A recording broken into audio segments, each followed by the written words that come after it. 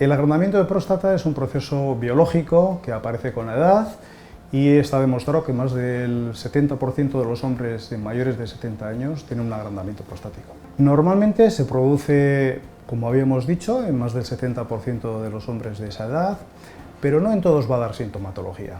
Va a haber pacientes que va a dar una sintomatología obstructiva o va a dar una clínica miccional importante, y en otros, con un agrandamiento prostático, no van a tener esta sintomatología.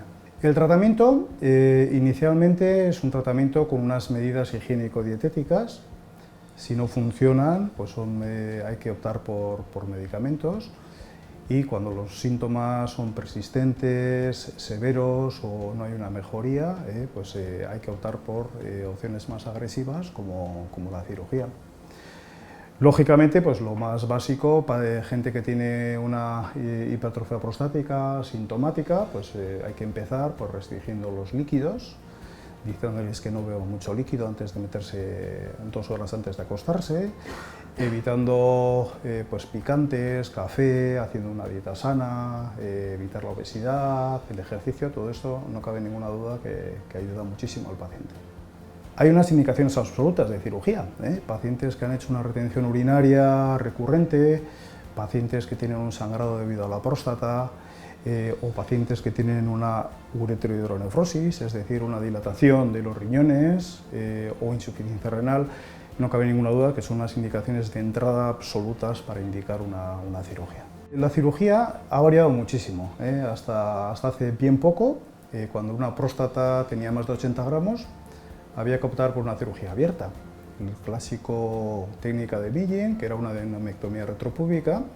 Había que hacer una herida en la parte inferior del abdomen y de forma manual había que quitar, digamos, lo que es el adenoma prostático.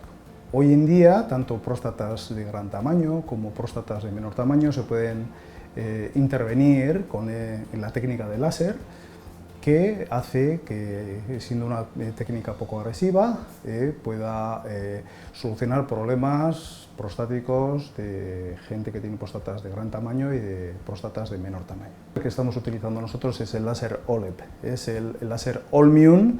La técnica se llama técnica OLEP, que es la enucleación prostática con láser Olmium, y es un láser de doble pulso que penetra menos en el tejido, que hace más hemostasia y que es el láser ideal para el tratamiento de este tipo de patología. El láser Olmium, sus ventajas principales son de que, al ser una técnica láser, hace más hemostasia, hay menos sangrado, el paciente va a tener menos tiempo, la sonda va a requerir menos tiempo de sondaje, el alta va a ser más precoz, y fundamentalmente nos va a permitir hacer una intervención completa, resecando todo el adenoma por las características del láser, y eso nos permite que haya, pues, la durabilidad de la intervención. Prácticamente se puede decir que va a ser, que es muy raro que tengamos que volver a intervenir porque vuelva a aparecer, digamos, este tejido adenomatoso prostático. El láser lo estamos utilizando desde hace, es una técnica relativamente novedosa, llevamos 2 o 3 años utilizándolo y hemos comprobado que en los últimos años la demanda cada vez es mayor, y inicialmente lo utilizábamos en próstatas de menor tamaño. Ahora, pues gracias a la utilización de la técnica, de las mejorías del propio láser, pues nos permite hacer próstatas incluso de gran tamaño. Sí, bueno, la experiencia del paciente es buena.